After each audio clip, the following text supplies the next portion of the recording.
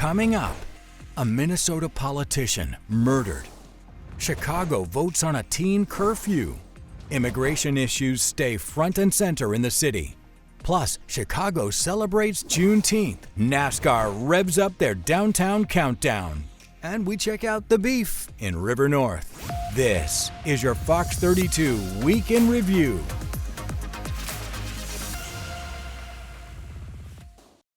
New at 9, the mayor is speaking out against the SNAP curfew, saying he will veto the ordinance. City Council passed that measure earlier today, aimed at curbing those teen takeovers. The move allows Chicago's police superintendent to declare a curfew at any time. The veto would be the first used by a mayor since 2006. The mayor says the curfew will not solve the problem. It would create tensions between residents and law enforcement at a time when we have worked so hard to rebuild that trust. We have made significant progress in our compliance with the consent decree, and now is not the time to introduce new measures that could undermine those hard-fought gains. Having to veto, this ordinance is not something that I, woke up thinking about, but it is the necessary step. The organization Communities United released a statement in response to the decision. They work with much of Chicago's youth. And they say, in part, the SNAP curfew is not going to solve the safety problems that people are concerned about. It will only lead to more cases of police abuse, infringement of teens' constitutional rights, and criminalization of Black and brown youth.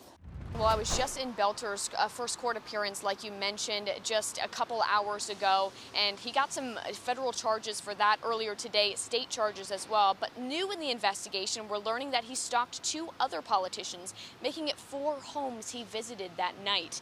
And the U.S. Attorney General saying that this whole case is chilling. He's now charged with 6 federal charges that include stalking, shooting, and murder. 4 state charges that includes 2 counts of second-degree murder and 2 counts of attempted murder. Hennepin County attorney says they plan to pursue first-degree murder charges, which would leave Belter with life in prison or death. And this is all after officials say Vance Belter donned police-like gear and a hyper-realistic silicone mask. According to acting U.S. Attorney Joseph Thompson, Belter went to the homes of 4 politicians with an intent to kill them. First, the home of State Senator John Hoffman and his wife, where according to records, he went up to the door, yelled, "This is a police, open the door," then shined a flashlight in their faces, ultimately shooting them after they got to the door. Thankfully, they're now in the hospital recovering. But then after that, he attempted to target 2 other politicians who were not home. That was 2 different ones. We don't know the names of those right now, but they were in the same region. Lastly, he went to State Representative Melissa Hortman and her husband's homes, who he tragically shot and killed. It's all part of a plan the U.S. Attorney says took him some time to plan. Political assassinations are rare. They strike at the very core of our democracy. But the details of Belter's crime are even worse. They are truly chilling.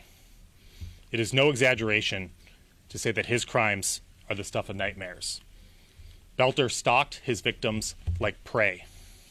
He went to their homes, held them out as a police officer, and shot them in cold blood. It's just terrifying to think about. Belter also had a list found in his car with other politicians in Minnesota as well. His next court date will be June 27th, and today he appeared calm and collected as they went through the proceedings.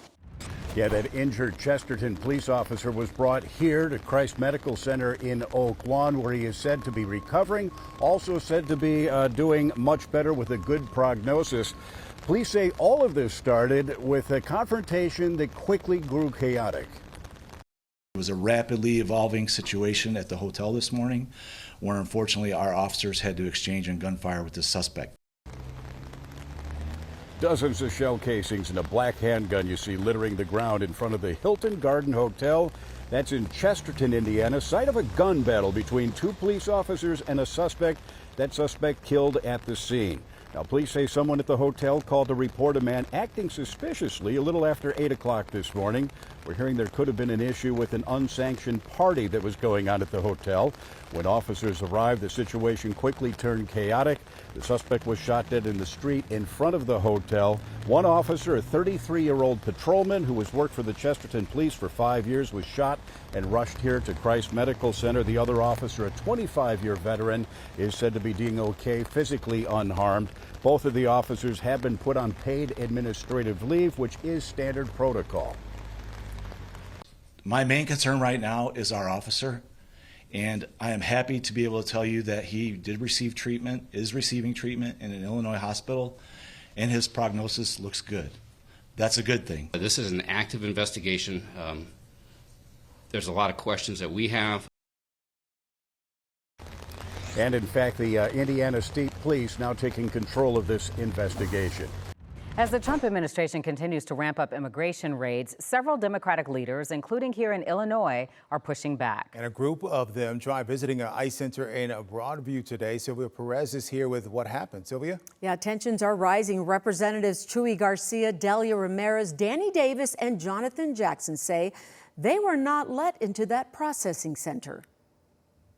We seek to enter this facility to have a conversation with a field director or someone with supervisory responsibilities so that we can do our job. The congressman says that visit was spurred by reports that the center is being used as a detention center where migrants are being denied access to their attorneys and being held in inhumane and unsanitary conditions. They have since sent a letter to Homeland Security Secretary Kristi Noem demanding access. Representatives Raja, Krishnamurthy, and Jackson tried getting into that center yesterday, but they were denied as well. Someone who was able to get into the ICE field office today was House Speaker Mike Johnson. He toured the facility before calling out Mayor Johnson. They've got a very difficult job here in this deep blue territory with a mayor who is on the wrong side of the law. And they're doing everything they can. It's a patriotic duty. They're understaffed. They're overwhelmed with the workload. They're trying to go after the dangerous, criminal, illegal aliens that are in the country harming American citizens. The mayor of Chicago thinks that is an ill-conceived mission. What is he talking about? It's madness. They have to do the job, and they need to do it better. Trump is also launching a new wave of immigration raids in California, where we just saw massive anti-ICE protests. Governor Newsom says Trump's real plan is to incite violence and chaos in Democratic cities to justify a military crackdown and then consolidate his power. And take a look right now. The doors to the facility are closed. The people who showed up included a pregnant woman, also the parents of a 2-year-old with cerebral palsy. They were told they had to show up or it would count as a violation. All of these families facing the possibility of deportation. Parents with small children uncertain and uneducated about what's next. Families responding to text or emails like this, ordering them to report immediately to a former ICE processing center in Broadview. It's a very unfamiliar notice. It's something that they haven't seen before. They're seeing what's happening in the news. Everybody's terrified. Lawyers like Laneshka Cruz-Loriano stood with those undocumented, some with active immigration cases, others on supervision. Activists, migrants, and attorneys fearing it was all a repeat of this. The June 4th surprise ICE roundup in the South Loop. More than a dozen people arrested, followed by clashes with police and community leaders. Back here in Broadview today, about 200 people went inside. By all accounts, everyone who entered came out except for 2 people, detained after lawyers say they received orders of removal. One of the people apparently knew about the order, the other one did not. So they just found out today when they got detained. Not one single person has a criminal record.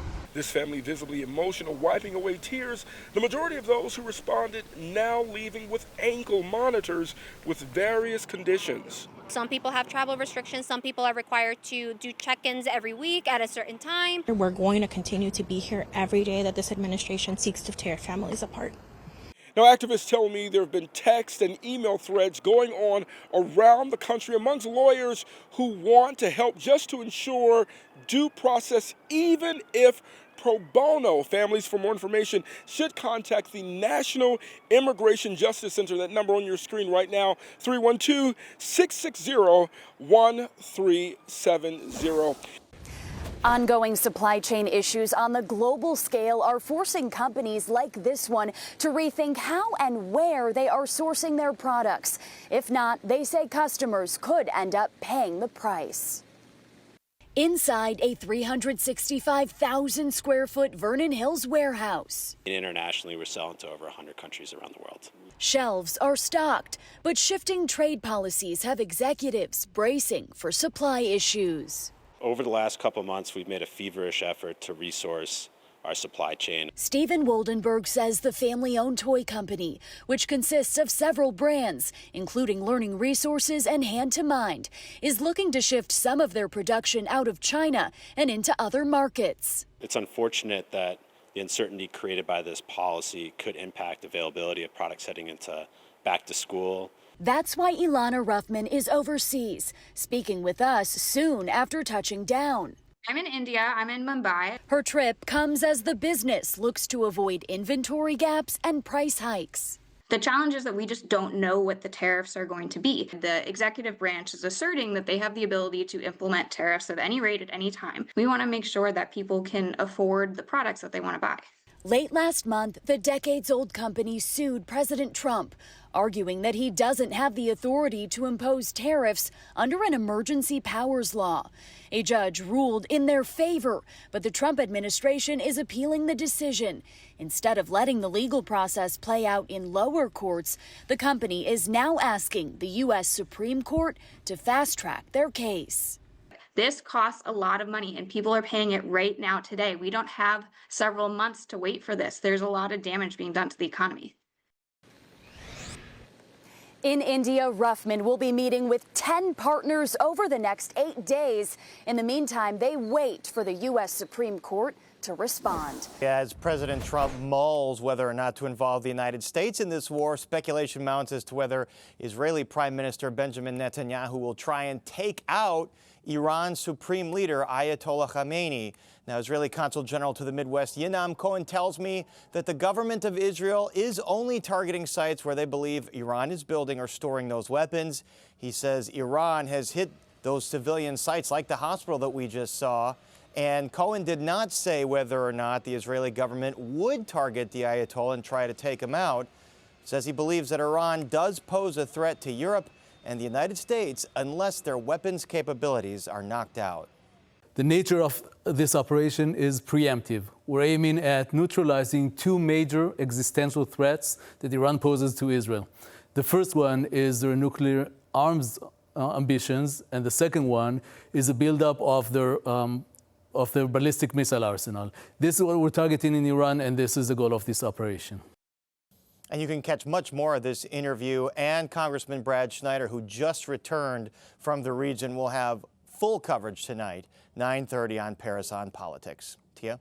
All right, thank you, Piers. Let's continue on with what President Trump is saying about all of this. He'll make a decision within the next 2 weeks about whether or not he'll order the U.S. military to strike Iran. Press Secretary Caroline Leavitt says if there is a chance of diplomacy, he's always going to grab it. But she adds he is not afraid to use strength as well. So far, Israel has taken out dozens of Iranian nuclear and military sites, but they have not been able to hit a nuclear facility, which sits hundreds of feet underground. The U.S. could use its powerful bunker buster bombs to take out the facility, but those can only be dropped by Air Force B-2 bombers flown by American pilots. And feelings about taking that step are mixed.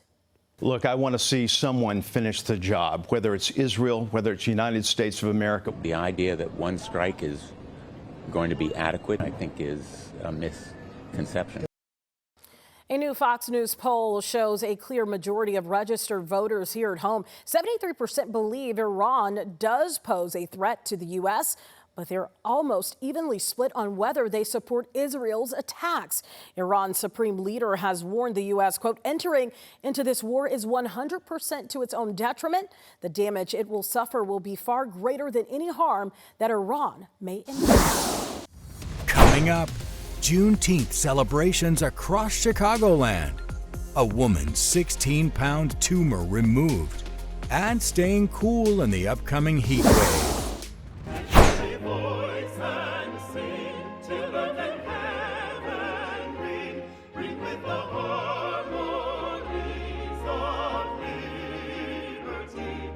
You will hear this at Juneteenth events across the country.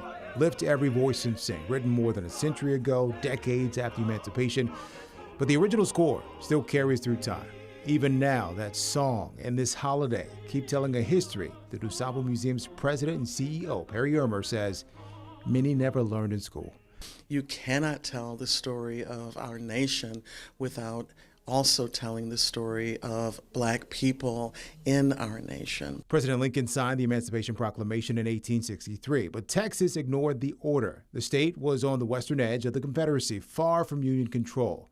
2 years passed before Union troops made it to Galveston. On June 19th, 1865, they announced the enslaved were free. Many of them didn't know where to go. Many of them didn't know what to do. A lot went looking for relatives and looking for loved ones who had been sold off.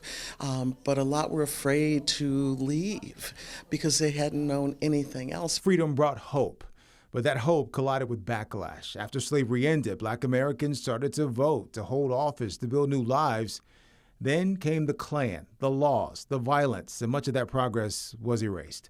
Still, Juneteenth survived, and when Black families moved north to cities like Chicago, they carried it with them. There has been this, incorporation of the celebration and the commemoration of Juneteenth all along. First Cook County in 2020, then the city of Chicago and the state of Illinois officially recognized Juneteenth in 2021. And thanks to activist Opal Lee, national recognition came a day later when President Biden officially made the day a federal holiday.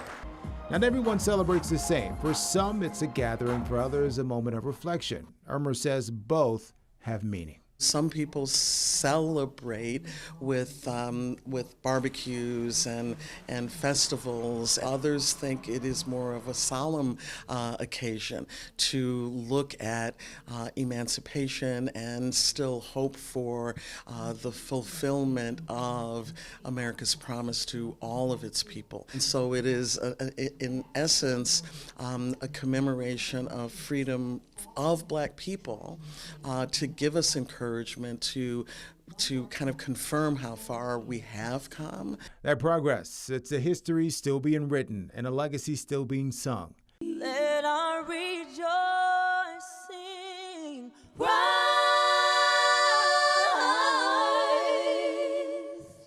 high as the listening skies. Let it A song sung for generations, a thread through time, still holding, Ermer says, in a country with 2 Independence Days. There's the 4th of July, Independence Day, which some say freed the land. And then there is Juneteenth, which freed the people. Let us march on till victory is won. I feel 100%. Julie Camarillo feels like herself again. Until a few weeks ago, this 50-year-old woman used to feel like she was pregnant all the time. It was like being pregnant, but it was kind of worse than being pregnant. It was a lot of weight on me. That's because this was in her stomach. The tumor, 60 centimeters in size, weighed 15.5 pounds. Dr. Malcolm Villamoria is a surgical oncologist at Endeavor Health's Northwest Community Hospital, who stepped up to take out the liposarcoma in her abdomen. It's a rare type of soft tissue cancer. Julie and her husband Frank drove over 300 miles from St. Clair Shores, Michigan in mid-May to see Dr. Villamoria after they got this news from her doctors back home. And the doctor said that he couldn't perform a surgery on me, that it was too entangled and everything. And it was pressing on the stomach, and it was causing her not to be able to eat so well. She's actually losing weight, vomiting many times a day.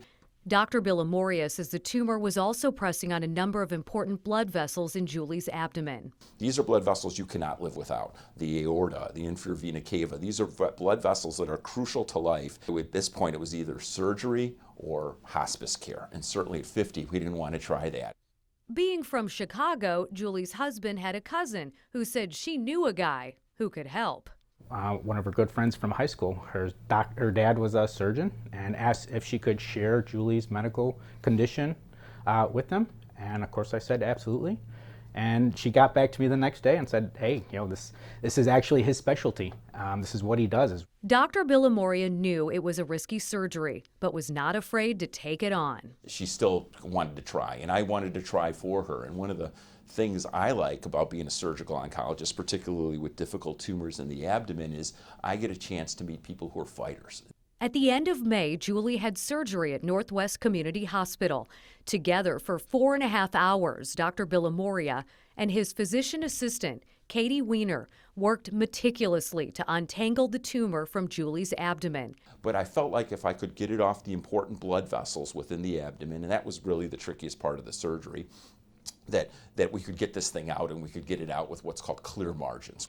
They did it without damaging any of the important blood vessels and checking the surrounding tissue to see if the cancer had spread. Her margins were clear. And of course, it's the first time that she heard from anybody that we're going to try to make her tumor-free. Julie's cancer first appeared in 2015 and then again in 2017. Each time she had surgery to remove the tumor. Each time it came back. This time is different. I'm very hopeful. Nobody can predict the future, but this is the first time she's had a completely margin-negative resection. Julie and Frank are now back in Michigan with their 19-year-old son. Before she left, Julie had this to say. The message is to get a second opinion, definitely. I don't know what I would have done if I didn't reach out to him. He said that I probably would have been dead by Christmas. Yes, this was the 35th anniversary of the Oscars of the food world, the James Beard Awards, and this is the 10th year these prestigious awards have been held right here in Chicago. Out of 5 Chicago-nominated restaurants, 2 took home the medal. Let's take a look. Noah Sandoval of Oriole Restaurant in Chicago won Best Chef Great Lakes. Oriole is a fine dining restaurant in the Fulton Market area. Outstanding Bar went to Kamiko, right around the corner from Oriole, a Japanese cocktail bar known for its craft cocktails. Other top winners, Frasca Food and Wine in Boulder, Colorado won Outstanding Restaurant. Emerging Chef went to Phil Lorne Mon in Philadelphia. Now, one of the highlights was seeing all the big names in the restaurant world, but one of my favorite moments was seeing Laura Gardner. You guys might remember her. I just featured her story on Tasting Chicago. She has that potato chip line with the iconic Chicago flavors. Her dress was created by an up-and-coming designer by the name of Tukey Tucker, a student of the School of the Art Institute. Take a close look. He designed her dress using her local-style potato chip bags. She walked the red carpet in the dress and was beaming because not only was her dress a walking tribute to Chicago, but local style was also going home with everyone who was part of the event. It's going great, and what we're so proud of tonight is that everyone attending the James Beard Award will be gifted a bag of local style chips. Okay, that's a major score. Major score. I'm like pinching myself. Yes. Is it really happening?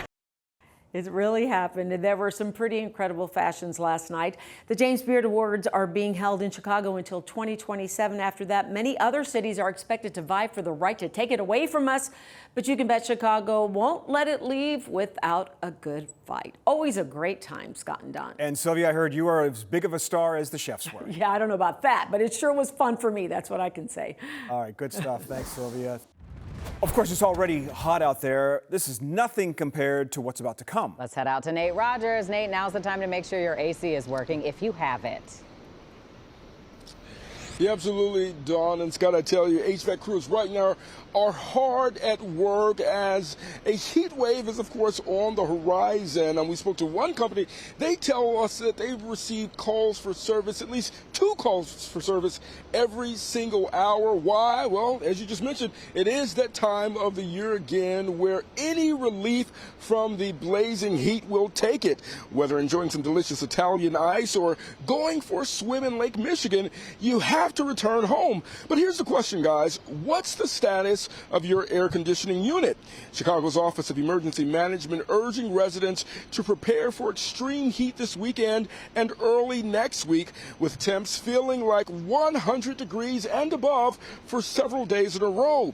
Heating, ventilation, and air conditioning crews reminding us all to be proactive by changing filters and batteries in your thermostat. It's just be proactive about calling. If you have a problem, if you notice anything, make a phone call to one of your local HVAC repair places. We're getting booked up quick. And the other thing that helps us a lot is if you notice a problem, turn the system completely off. You can actually do more damage to the unit by continuing to try to run it. And again, last thing, don't set that thermostat too low. Don't push an old unit. And beginning this coming Saturday and Sunday, more than 260 cooling centers will open around the city. Also, by calling 311, you can request a well-being check for seniors and for those with disabilities. Coming up, building a future with Legos. NASCAR driver Ryan Blaney chats about the upcoming race and check out some new backyard games. I kind of just entered it not knowing, just built a model and then turned it in. I was like, okay, I probably won't win this. Eli Jankowski has been building with Lego since he was 3 years old. In fact, it worried his mom. I was a little worried about his fine motor skills, if he would be able to play with them, and if he would choke on them. These are some of the smaller builds he's constructed. Lego. Eli can't Lego of the tiny blocks. 5, 4, 3, 2, 1. His recent build has landed him a global title. I really want to be a master builder, and to be a mini master builder is like already halfway there, kind of. His masterpiece is a brick-by-brick love letter to the Windy City and the land of Lincoln. One half is the bean, complete with hungry tourists snapping selfies and holding hot dogs. No ketchup, of course. There's also a deep dish pizza piled high with toppings. I have corn representing just South Illinois. I have a giant oversized mailbox representing Casey, Illinois for their giant structures. And then I have Sears Tower for Chicago. Applicants applied in the state and outside the country. Eli's creativity rose to the top. The tiny pieces will be glued together to make the 4,100-mile trek to Lego House in Denmark. Then it will be stored in the official Lego vault, where only the most iconic creations are preserved. What do I see when I see Eli's build? I see someone that is very, very interested in not just one